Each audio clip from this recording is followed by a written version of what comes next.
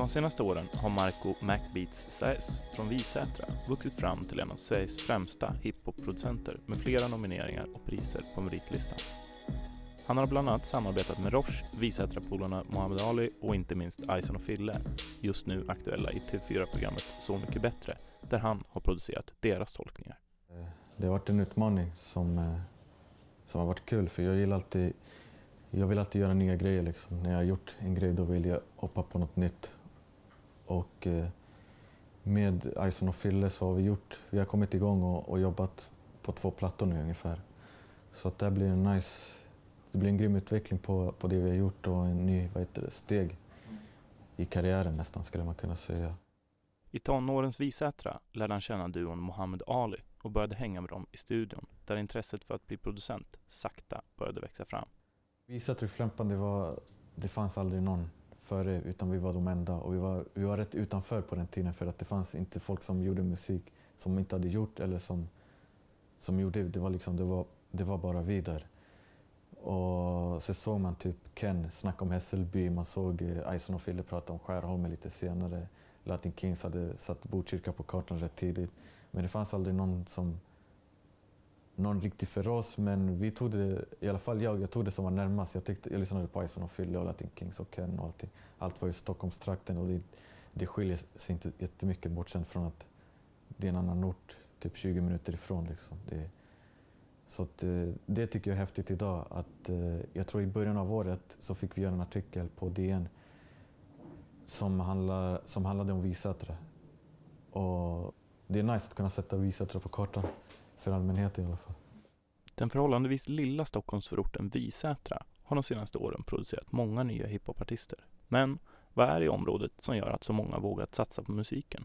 Jag tror att om jag snackar bara för mig, så när jag gick i grundskolan, i Visätraskolan gick jag i, så jag har ett minne av att vi blev hiphop-intresserade rätt tidigt, 10-årsåldern, och så då var graffiti en stor del av det. Så jag kommer ihåg att vi brukade alltid måla på överallt, typ på våra böcker och i mappar och på bänkar och så. Och ett minne som jag har, det var vår lärare sa inte ifrån så här: "Ey, vad håller ni på med?" Utan han bara: "Gillar ni graffiti? Okej. Jag ska hämta rektorns son i den här skolan är jätteduktig på graffiti. Han ska få komma hit och föreläsa så att ni lär er måla på riktigt." Alltså han framhävde våra intressen på det sättet till någonting positivt. De har tryckt på de knapparna, så att man har tänkt mycket i det kreativa. Också för att vi sätter det ganska litet. Det finns en skog och så finns det typ lekplatser. Det finns inget annat. Fritidsgården var ganska tråkig att vara i. Så vi fick komma på våra egna grejer, och man blir kreativ och sånt.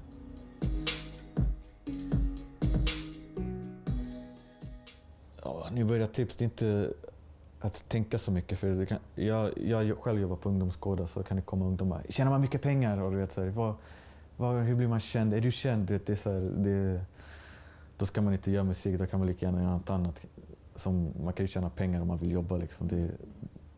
Musik, det är den svåraste vägen att tjäna pengar på. Jag tycker att man ska göra det som man tycker är kul först och främst. Man ska ha roligt.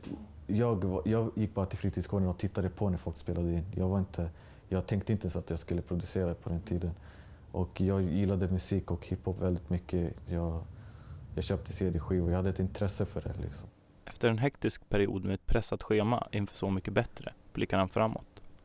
I framtiden vill han bredda sina horisonter, utan att för den delen lämna hiphopen. Det är klart, jag vill ju alltid röra mig utåt, men samtidigt jag vill inte göra något helt annat, utan jag vill ändå att det ska vara... det ska finnas en koppling till det, som till exempel Så mycket bättre. Att vi har inte kompromissat med vårt sound på det sättet. Vi kanske gjort det lite lättsmält och tänkt på att refrängen ska vara refräng, så att även folk som tittar ska kunna förstå och relatera. Men inte allt för mycket. Kommer det någon ny soloplatta? Jag tror det. Okej. Ja. Då lämnar vi det där. Tack så jättemycket.